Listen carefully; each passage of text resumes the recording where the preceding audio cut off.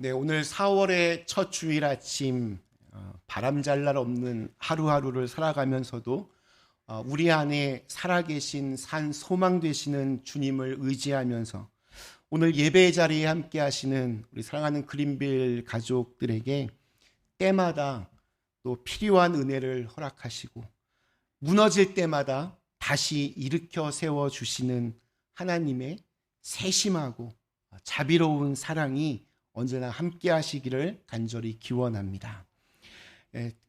종교마다 그 종교의 핵심을 나타내는 상징, 심벌이 있습니다. 우리 보시면 불교는 한자로 만자 형태를 상징으로 사용합니다.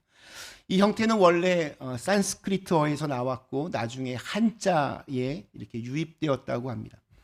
이것이 정확히 무엇을 의미하는지에 대해서는 학설이 분분한데 보통은 시작도 끝도 없음을 상징하는 것이며 또 온갖 좋고 덕스러운 것이 결집된 모양이라고 그렇게 이해합니다. 우리 원불교에서는 아주 간단합니다. 동그라미 하나. 동그라미 형태를 심벌로 사용합니다. 이 상징은 모든 진리가 하나의 원리에서부터 시작이 되었고 또한 하나의 진리로 그렇게 이어진다는 그러한 상징입니다. 우리 유대교에서는 6뿔이 달린 별을 심벌로 사용합니다. 전승에 의하면 다윗이 이 별을 자신의 왕국의 상징으로 그렇게 만들었다고 합니다. 그래서 이 별을 다윗의 별이라고 그렇게 말하기도 합니다. 다윗의 별은 유대인들이 완전수라고 생각하는 7수를 상징합니다. 별의 그 6뿔과 가운데에 있는 공간이 합하여서 7이 된다라고 보기 때문입니다. 그러니까 다윗의 별은 뭔가 완전한 왕국을 상징한다라고 할 수 있습니다. 우리 이슬람교, 우리 무슬림은 초승달을 상징으로 사용합니다.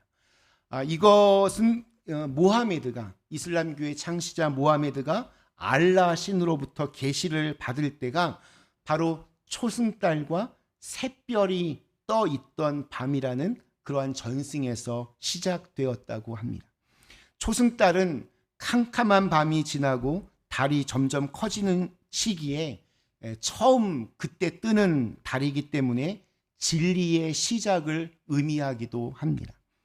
이슬람교가 참된 진리의 시작이라고 하는 자신들의 믿음이 이 심벌에 담겨져 있습니다. 그렇다면 우리 기독교의 상징은 무엇입니까? 기독교의 상징은 십자가입니다. 뭔가 이렇게 고매한 다른 종교들의 그 심벌들과는 달리 십자가는 누군가를 죽이기 위한 사형에 쓰인 형틀이었습니다.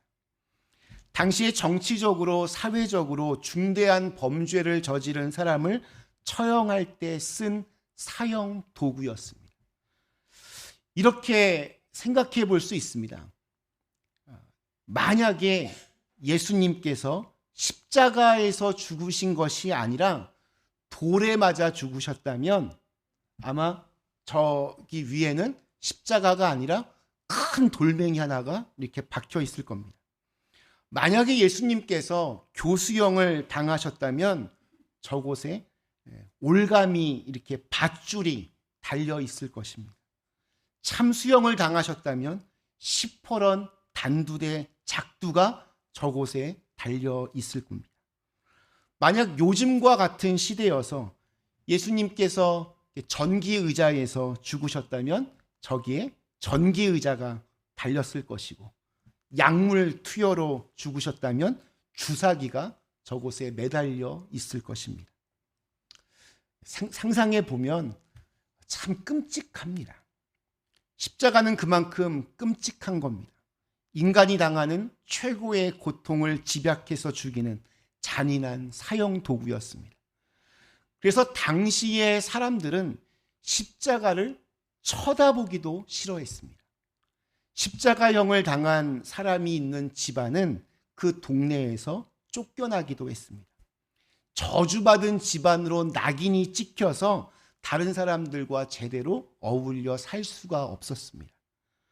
또 대부분 우리 그 성화, 예수님 그림 보면 예수님께서 그래도 가릴 곳은 다 가리고 이렇게 있지만 역사 자료에 따르면 속옷까지 완전히 다 발가벗겨서 그렇게 매달렸다라고 합니다.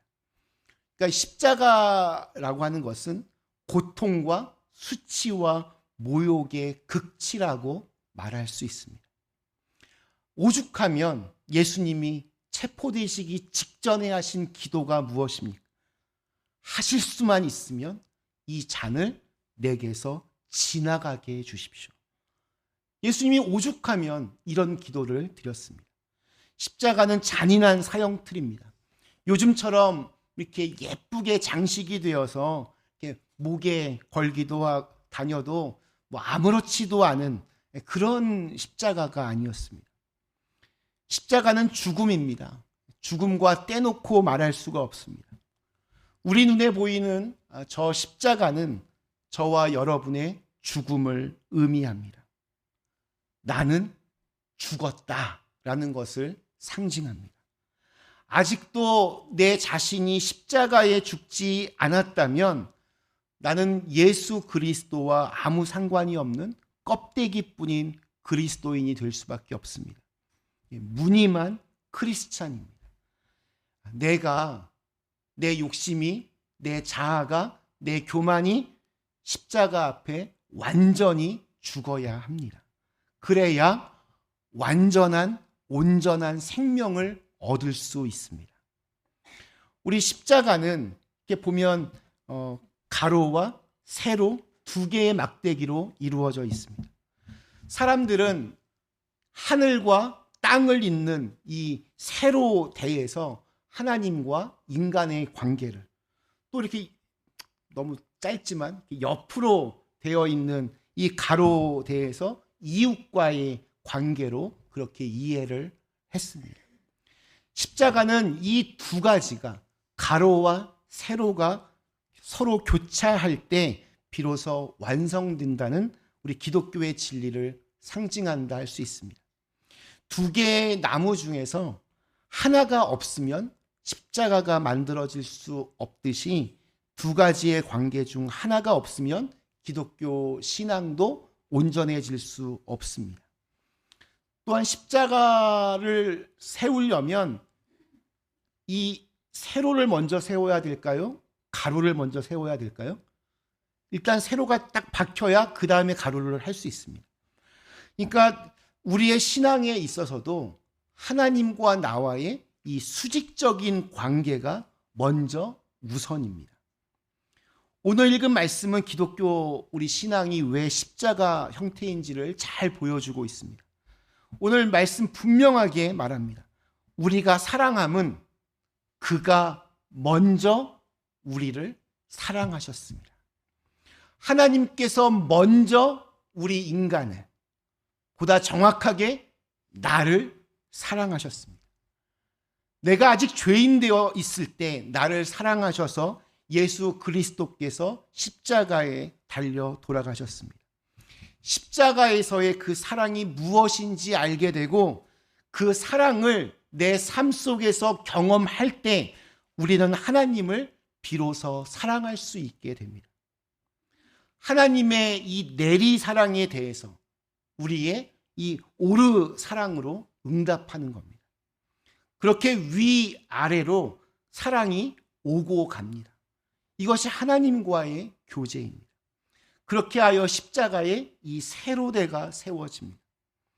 이렇게 하나님과 나 사이에 사랑이 오르락 내리락 하다 보면 전에 보던 이웃들이 새롭게 보이기 시작합니다. 안 보이던 이웃들도 눈에 들어옵니다. 사랑할 수 없던 사람들을 사랑할 수 있게 됩니다. 그것이 하나님 사랑의 속성입니다. 만약 이런 일이 나에게 일어나지 않는다면 나는 아직 하나님의 사랑을 아직 받지 못한 것입니다. 그래서 오늘 20절과 21절 말씀이 이렇게 증거합니다. 누구든지 하나님을 사랑하노라 하고 그 형제를 미워하면 이는 거짓말하는 자니 보는 바 그 형제를 사랑하지 아니하는 자는 보지 못하는 바 하나님을 사랑할 수 없느니라. 하나님의 사랑은 우리가 흔히 사랑이라고 생각하는 것과는 본질적으로 다릅니다. 우리 남녀 간에 일어나는 사랑의 가장 큰 특징은, 속성은 독점하는 데 있습니다. 너는 오직 내 거, 나하고만, 이런 게 있습니다. 다른 사랑을 인정하지 않습니다. 예전에 뉴욕주에 한 의사가 2개의 신장이, 키드니가 모두 이렇게 작동하지 않는 아내에게 자신의 신장 하나를 이식해서 살려냈습니다. 남편의 그 신장이, 그 장기가 아내의 몸속에 아주 정확하게 매치되는 일이 굉장히, 이건 드문 케이스인데 이와 같은 기적이 일어났습니다. 그런데 그렇게 기적적으로 살아난 아내가 나중에 다른 남자와 사랑에 빠지면서 이혼을 요구했습니다. 그러자 이 남편은 자기가 준 그 신장을, 키드니를 다시 돌려달라고 소송을 냈습니다. 만약에 나에게 내 신장 다시 돌려주지 않으면 150만 달러를 달라고 그렇게 요구했습니다. 그러니까 한때는 죽고 못 살겠다고 몸부림치던 남녀 간의 사랑은 언제든 이렇게 파국으로 결론 맺을 수 있습니다.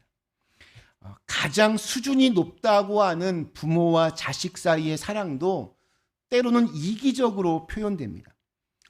효심은 굉장히 지극한데 자기 부모밖에 모르는 사람들이 있습니다. 자식 사랑은 너무나 뜨거운데 그냥 제 자식밖에 모르는 사람들이 많이 있습니다. 우리 친구 사이의 우정도 굉장히 이기적이고 자기 중심적입니다. 언제든 그냥 분열될 수 있고 언제든 갈라질 수 있습니다. 인간의 사랑은 대개가 이렇습니다. 하지만 하나님의 사랑은 하나님만 바라보도록 만들지 않고 이웃을 돌아보게 만듭니다.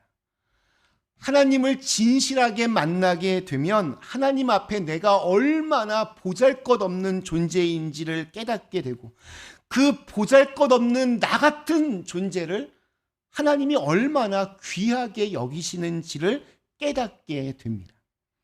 동시에 나만이 아니라 다른 사람들까지도 그렇게 귀하게 여기신다는 사실을 알게 됩니다. 그렇기 때문에 인간 한 사람의 영원한 가치에 눈을 뜨게 됩니다. 그 상징이 바로 십자가입니다. 우리 사랑하는 그린빌 가족 여러분, 여러분에게는 우리 교회 안에 마음을 터놓고 이야기를 나눌 수 있는 사람이 있습니까? 내 기도 속에 지금 어려움을 당하고 있는 교우들의 이름이 기억되고 또 반복되고 있습니까? 우리가 교인이 된다는 것, 믿음의 가족이 된다고 하는 것은 예수 그리스도의 몸의 지체로 서로 긴밀하게 연결되는 것인데, 나부터 눈을 돌려서 다른 지체들의 아픔을 지금 돌아보고 있습니까? 어떤 사람이 갑자기 어려움을 당하여 도움을 청할 사람을 찾을 때 내 이름이 먼저 기억날 만큼 그렇게 누군가에게 인식되고 있습니까? 반대로 나에게 갑작스러운 어려움이 찾아왔을 때 우리 교인 가운데 연락하여 부탁할 만한 사람이 있습니까? 우리 몇 가지의 예를 든 것이지만 만일 이 모든 질문에 대해서 대부분 아니요 라고 대답이 나온다면 내가 정말 진실로 지금 하나님을 사랑하고 있으며 그 사랑의 능력이 내 안에서 역사하고 있는지를, 그것이 사실인지를 좀 되돌아볼 필요가 있습니다. 이스라엘 사람의 지혜를 모은 탈무드에 12가지의 강한 것이라는 제목의 이야기가 있습니다. 돌은 강하다. 그러나 쇠에 꺾인다. 쇠는 불에 녹는다. 그 불은 물로 끌 수 있다. 물은 증발하여 구름에 흡수당하고 만다. 구름은 바람에 날린다. 모든 것을 날려보내는 바람도 사람만은 날려보내지 못한다. 사람은 고민으로 파괴된다. 고민은 술로 달랜다. 잠은 술보다 강하다. 잠도 죽음만큼은 이기지 못한다. 죽음은 강하다. 모든 것은 죽음과 함께 사라진다. 가장 강하고 무서운 죽음. 그러나 그 죽음보다 더 강한 것이 있다. 그것이 무엇이겠는가? 바로 사랑이다. 그 붉은 마음, 그 열렬한 사랑은 죽음도 넘는다. 사랑은 죽음도 두렵지 않다. 생명까지도 바칠 수 있는 것이 사랑이다. 그러니까 세상의 그 무엇보다도 사랑이 최고로 강하다는 결론입니다. 세상에서 가장 강력한 힘인 이 사랑 중에서도 그 절정이 바로 하나님의 사랑입니다. 하나님을 만나면 인생이 바뀝니다. 어두운 삶은 밝은 삶으로, 절망적인 인생은 소망의 인생으로 바뀝니다. 그래서 예수를 만난 사람들은 언제나 넉넉한 희망을 노래합니다. 우리 아까 조금 전에 불렀던 찬송가 493장의 고백처럼 하늘 가는 밝은 길이 내 앞에 있으니, 그 다음이 중요합니다. 슬픈 일을 많이 보고 늘 고생하여도 하늘 영광 밝음이 어두운 그늘 해치니 예수 공로 의지하여 항상 빛을 보도다. 그러니까 밝은 세상에서만 빛을 보는 것이 아닙니다. 어두운 세상에서도 빛을 보는 겁니다. 세상이 밝기 때문에 인생이 밝아지는 것이 아니라 세상과 상관없이 빛 대신 하나님을 만남으로 인생이 밝아지게 된다는 겁니다. 하나님을 진정으로 만난 사람들은 어떠한 환경과 상황 속에서도 절망하지 않습니다. 늘 희망을 가지고 소망 중에 살아갑니다. 절망이 없어짐으로 불안이 없어집니다. 불안함이 없어지고 평안함이 찾아옵니다. 그래서 하나님을 만난 사람의 특징은 넘치는 평안입니다. 십자가에는 그런 능력이 있습니다. 죄로 말미암아 영원히 죽게 된 우리들을 구원하실 수 있는 놀라운 능력이 그 십자가에 있습니다. 우리는 예수님의 십자가로 말미암아 다 구원을 받았습니다. 이것이 우리 믿음의 핵심입니다. 이 모든 것을 가능케 했던 것이 바로 십자가에서 드러난 하나님의 사랑입니다. 우리를 향한 주체할 수 없는 하나님의 사랑이 우리를 구원의 길로 이끄셨습니다. 죄와 사망의 사슬로부터 자유와 해방을 선포하셨습니다. 하나님의 사랑 때문입니다. 그리고 이제 그 하나님의 사랑에 대하여, 십자가의 사랑에 대하여 우리가 진지한 응답을 할 차례입니다. 여기에 십자가의 완성을 이루는 길이 있습니다. 하나님과의 거룩한 사귐에 힘쓰는 것, 바로 그것에 우리가 마음에 품고 있는 모든 거룩한 열망을 이루는 길입니다. 구원의 확신을 얻는 일도, 참된 진리를 발견하는 일도, 마음의 상처가 치유되는 일도, 나에게 주어진 소명을 발견하는 일도 모두 하나님과 만나야, 깊은 관계가 있어야 일어날 수 있습니다. 나의 영적인 시야가 밝아지는 일도, 내 연약한 의지가 새로워지는 것도, 내 부족한 사랑이 온전해지는 일도 모두 하나님과의 만남에서 시작됩니다. 그러므로 결국 내 삶의 문제도, 내 가정의 문제도, 우리 교회의 문제도, 이 세상의 문제도 모두 하나님과의 참된 만남에서 그 해결책이 있습니다. 그 하나님의 사랑을 우리의 삶 속에서 드러내실 수 있기를 축원합니다. 옆에 있는 사람도 사랑하지 못하면서 눈에 보이지 않는 하나님을 사랑할 수는 없습니다. 하나님을 모르는 사람들은 우리가 살아가는 모습을 보면서 우리만 평가하는 게 아니라 하나님도 평가합니다.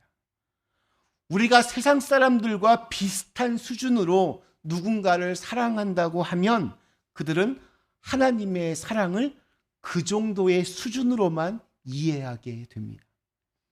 오늘날 교회가 세상을 위한 빛과 소금의 역할을 잘 감당하지 못하고 오히려 손가락질을 당하게 되는 가장 근본적인 이유는 우리가 입으로는 하나님과 이웃을 사랑한다고 말하지만 입으로는 사랑이라고 하는 말이 늘 입에 붙었지만 우리의 몸으로, 우리의 삶으로 그것을 보여주지 못하기 때문입니다. 그렇게 말만 하지 실제로는 아무것도 하지 않는 거짓말쟁이, 위선자의 모습을 교회에서 많이 보기 때문에 교회가 위기를 겪고 있습니다. 사랑하는 그린빌 가족 여러분, 하나님의 뜨거운 사랑 이야기는 십자가에서 드러났습니다. 그리고 그 십자가는 죽어있는 그대로가 아니라 생명 없는 나무 토막으로 끝나는 것이 아니라 저와 여러분의 응답을 요구합니다. 하나님을 향한 사랑과 이웃을 향한 사랑이 십자가를 완성합니다. 그렇게 살아갈 때 우리는 상습적인 거짓말쟁이가 되지 않고 그리스도 안에서 참말을, 진실을 말하는 사람들이 될 것입니다. 그것이 살아있는 믿음이며 그 믿음이야말로 우리를 구원하는 능력이 될 것입니다. 그때에만 우리의 십자가는 온전하여질 것입니다. 우리의 삶을 통해 이 십자가 형태의 신앙을 온전히 이루어 나가시는 주님의 은총이 우리 그린빌 가족 모두에게 임하기를 간절히 축원합니다. 우리 주신 말씀을 생각하며 잠시 함께 기도하겠습니다.